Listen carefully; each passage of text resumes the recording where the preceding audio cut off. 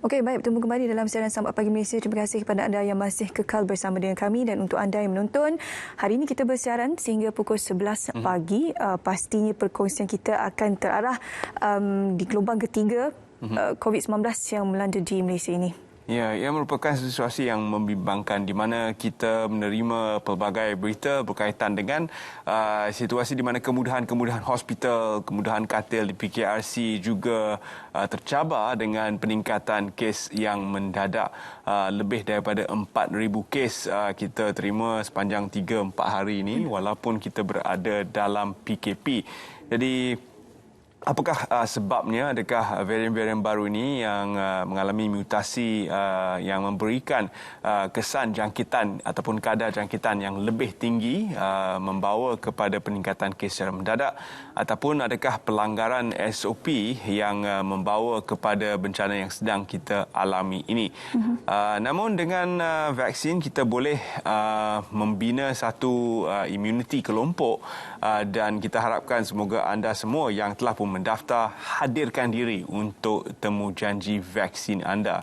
Ramai bertanya tentang AstraZeneca, adakah ia memberi kesan negatif, dan kita ada rakan kita sendiri yang telah pun menerima suntikan vaksin AstraZeneca yang akan bersama dengan kita sebentar lagi, Zaleha, melalui talian Skype. Ya, betul. Banyak sebenarnya cakap-cakap di media sosial berkenaan keberkesanan program vaksinasi yang kita sedang jalankan sekarang ini, dan juga ramai mempersoalkan kenapa di Malaysia memilih pelbagai jenis vaksin, di mana kalau kita dapat lihat negara-negara luar hanya memberi fokus terhadap satu ataupun dua jenis vaksin sahaja.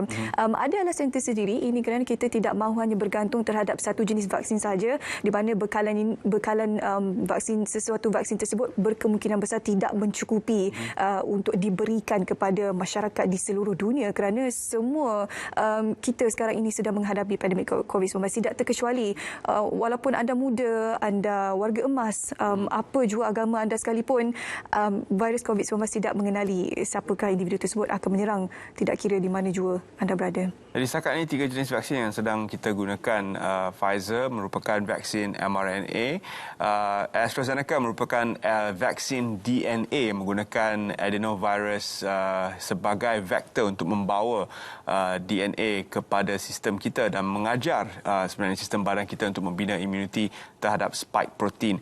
Dan seterusnya Sinovac yang menggunakan sistem ataupun kaedah tradisional untuk membina vaksin, dan ini adalah 3 jenis vaksin yang sedang kita gunakan pada ketika ini dalam program PIK. Namun AstraZeneca digunakan secara berasingan dan akan terus digunakan dengan cara itu, di mana untuk peringkat seterusnya AstraZeneca akan diperkenalkan untuk mereka yang berusia 60 tahun dan ke atas. Ini adalah sesuatu yang telah pun dijanjikan oleh Yang Berhormat Menteri Khairy Jamaluddin.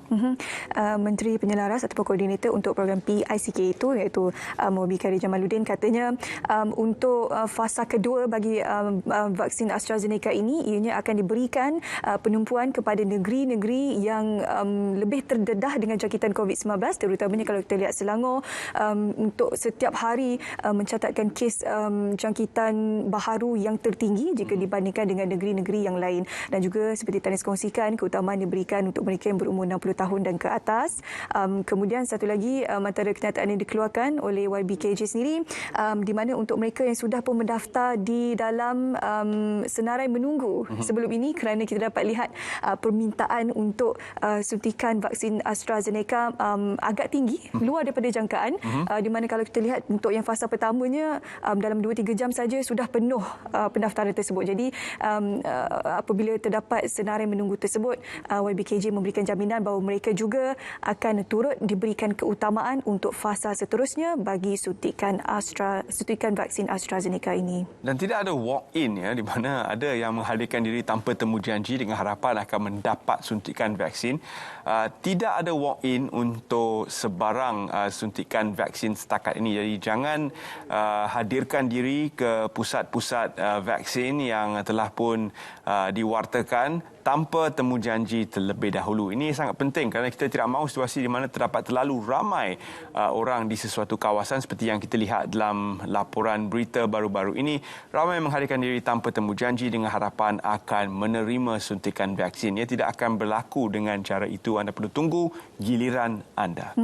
Tunggu giliran. Saranannya juga jangan datang 2-3 jam sebelum. Datang dalam 15 minit ataupun 30 minit sebelum, kerana ini adalah dalam proses temu janji. Ini bermakna anda tetap akan mendapat suntikan tersebut mengikut masa yang dikeluarkan. Anda perlu rujuk saja aplikasi MySejahtera untuk melihat waktu yang sesuai untuk anda itu, dan datang jangan terlalu awal, jangan terlalu lewatlah, ikut masa seperti yang ditetapkan. Ya, seperti yang dijanjikan, kita akan pantau situasi di MIPS Sedang di mana PKRC mengalami keadaan kekurangan kemudahan katil, terutama sekali untuk mereka di dalam peringkat ketiga ataupun peringkat 3. Jadi kita ingin mendalami situasi berbangkit ini bersama dengan tetamu kita yang telah pun bersedia secara Skype untuk memberikan pemahaman yang lebih lanjut berkaitan dengan situasi di PKRC di MIPS Sedang.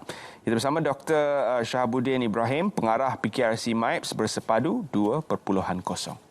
Khabar doktor, selamat pagi. Okay. Alhamdulillah. Terima kasih Syahida dan Terence. Selamat pagi. Sama-sama. Okey doktor, sebelum kita berbincang lanjut berkenaan kesulitan yang dialami oleh petugas baris hadapan di sana, mungkin doktor boleh ceritakan sedikit bagaimana situasi terkini di PKRC MIPS sekarang ini. Okey, Syahida dan Terence. Selamat pagi. So pada keadaan sekarang, sememangnya PKRC daripada sejak ditubuhkan pada Disember yang lalu, fungsi utama kita adalah menyokong sistem kesihatan hospital-hospital, terutama hospital-hospital utama di sekitar Lempah Kelang. Alright. So daripada day one sekali lagi kita dah menerima pesakit yang memang sedia ramai. Dan pada masa kini apa yang terjadi adalah peningkatan kes-kes di dalam kategori 3. Seperti mana yang kita sedia maklum, pesakit COVID dibagikan dalam 5 kategori. So kategori yang jadi kita mungkin kategori 3 mempunyai radang paru-paru, dan yang keempat mempunyai radang paru-paru dan memerlukan bantuan oksigen. Right? Apa yang kita lihat daripada pertama dulu pada Disember yang lalu, memang majoriti itu memang kategori 1 dan 2. Alright? Dan sekarang ni kita melihat tambahan kes dalam kategori 3. Pada awal peringkat masa kita mengoperasikan konsep hospital bersepadu di PKRC MIPS 2.0 ni, kita hanya mempunyai 60 buah katil saja yang kita tempatkan untuk pesakit-pesakit kategori 3. Tetapi dengan despite of case right now, apa yang terjadi adalah kita perlu menambahkan katil, dan kita mempunyai sekarang hingga 750 buah katil untuk kategori 3. Dan kita terpaksa sekarang ni menambah lagi kuota untuk pesakit bagi kategori 3 ni dengan menambah katil, dan kita merencanakan hingga 1000 buah katil. So ini menambahkan cabaran yang besar kepada sistem kesihatan di MIPS sendiri. Dan tapi ini kita perlu lakukan kerana kita perlu menyokong sistem kesihatan hospital-hospital di sekitar Lembah Kelang. So ini adalah cabaran terbaru yang kita sedang hadapi, dan kita cuba sedaya upaya untuk bersedia sebaik mungkin, insyaAllah. Doktor, bukan setakat katil semata-mata. Untuk peringkat ketiga mungkin juga diperlukan kemudahan-kemudahan lain, dan mungkin juga diperlukan bantuan dari segi ubat ataupun alat-alat yang tertentu yang khusus kepada membantu pesakit-pesakit dalam peringkat ketiga ini. Jadi adakah bekalan kemudahan-kemudahan tersebut juga mencukupi, ataupun adakah kita menghadapi masalah yang sama di situ? Okey, Terence. So daripada segi peralatan dan juga ubat-ubatan itu kita tidak menghadapi masalah. Pihak kerajaan dan pihak Kementerian Kesihatan Malaysia sendiri sentiasa menyokong pengoperasian kita, dan daripada semasa ke semasa sekiranya kita memerlukan peralatan ataupun ubat-ubatan tu, the supply is continuous. Itu insyaAllah tak ada masalah. Alright? Apa yang kita concern sekarang ni adalah sumber manusia. Sumber manusia. Kerana pada di saat yang sama, kita perhatikan apa yang terjadi sekarang ni adalah kes-kes yang meningkat di semua state. Hampir semua state. Bila kes-kes meningkat, dia tempat lain pun memerlukan sumber manusia. So kita tak dapat pool kita punya resources kepada tempat-tempat yang memang kapasiti dia besar. Sekarang tempat lain juga memerlukan. Kalau dulu kita boleh organize balik, ini pun sekarang daripada day one kita operasi dulu, hospital-hospital di sekitar Lembah Kelang terutamanya, hospital-hospital di Selangor, Putrajaya, Hospital Kuala Lumpur, menghantar para petugas kita dan kita memang mobilisasikan ke PKRC MIAPS 20 ni. Dan kita juga dibantu dulu dan sekarang pun masih, tapi dalam jumlah yang lebih sedikit daripada negeri-negeri lain. Seperti mana yang mungkin daerah Sengai juga tahu, PKRC MIAPS ni kita menerima juga pesakit sikit daripada negeri lain seperti Negeri Sembilan, Melaka, Perak, dan mereka juga menghantar petugas-petugas mereka. Tetapi oleh kerana kekangan sekarang ni dengan cabaran yang mereka juga hadapi di tempat yang sama, so mereka juga memerlukan tenaga manusia. So apa yang kita perlu lakukan sekarang ni adalah bukannya menambah katil tu, ya boleh kita tambah katil, tambah alatan. Apa yang kita lakukan ialah mengurangkan kes. So bila kita target kita ialah mengurangkan kes, fungsi ini, peranan ini perlu dimainkan bersama. It takes two to tango antara pemberi kesihatan dan juga penerima perkhidmatan kesihatan tersebut, iaitu rakyat sendiri. So mereka juga, kita semua rakyat perlu memainkan peranan yang lebih serius dalam mengekang dan membasmi dan mengurangkan kes pandemik COVID. Sebab kalau tidak, kita at one point we are. Ya doktor, sememangnya kita dapat lihat bahawa kes-kes yang meningkat ini membimbangkan. Namun ramai yang bertanya, adakah ia semata-mata kerana tidak patuhnya rakyat kepada SOP ataupun adakah juga disebabkan oleh faktor-faktor lain? Mungkin doktor boleh berikan sedikit pendapat berkaitan dengan kes-kes yang meningkat ini. Ya. So bila kita perhatikan, memang majoritinya disebabkan oleh ketidakpatuhan pada SOP lah, right? Bila kita tidak patuh sebab kadang-kadang kita tak tahu, kadang-kadang kita pun tak tahu sebab kita asymptomatic. Sometimes ada yang asymptomatic but they are walking around. Sebab dia pun tak ada gejala, tak ada rasa apa-apa. Maybe dia pun dapat tahu sekiranya seorang tu adalah kontak rapat kepada orang yang terdetekkan positif tu. Bila tak tahu, dia walking around, and then bila tak jaga SOP, risiko dia untuk menjangkitkan kepada orang lain tu sangat tinggi. So apa yang kita boleh buat sekarang ni ialah kita menjaga SOP. Sekiranya kita mengamalkan SOP dengan ketat, peluang kita untuk menjangkitkan kepada orang lain walaupun kita tak tahu kita positif, walaupun kita berada dalam keadaan tersebut, insya-Allah peluang kita untuk menjangkit kepada orang lain itu amat tipis sekali. Itu peranan yang kita perlu mainkan.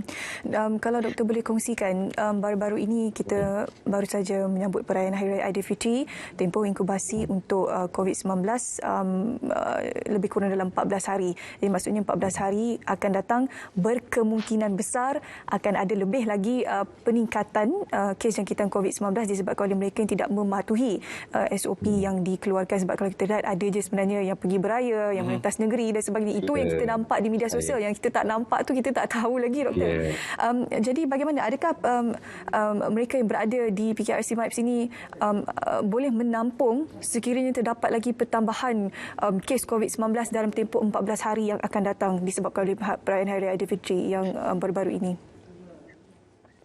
Okey, di pihak PKRC alhamdulillah dengan support sokongan yang baik daripada pihak kerajaan melalui NADMA dan juga kerajaan Selangor dan juga semua agensi yang berada di sini. Kita telah menganalisa perkara ini dan bersedia sebelum pada hari raya lagi kita telah melihat dan menjangkakan keadaan seperti ini. So apa yang kita sedang lakukan sekarang, kita sedang menaikkan lagi satu dewan untuk menampung keperluan tersebut. Dan insyaAllah kita jangkakan dewan ini akan mula beroperasi sekitar 580 buah katil lagi pada hari Khamis ataupun selewatnya hari Jumaat. Tapi insyaAllah pada hari Khamis lah. So kita telah bersedia dengan keadaan ini. Memang kita selalu melihat trend daripada masa ke semasa supaya kita sentiasa bersedia dalam keadaan berjurus sekalipun lah, insyaAllah. Baik, terima kasih doktor kerana sudi bersama kami, dan kita ucapkan terima kasih banyak-banyak kepada petugas-petugas barisan hadapan kita yang berada di PKRC MIAPS kerana telah begitu banyak berkorban untuk membantu kita mengekang penularan virus ini. Terima kasih doktor. Terima kasih banyak Terence dan Syahdan. Okey, selamat bertugas doktor. Terima kasih kerana terus membantu Malaysia untuk menghadapi pandemik COVID-19. Seterusnya kami ingin bawa anda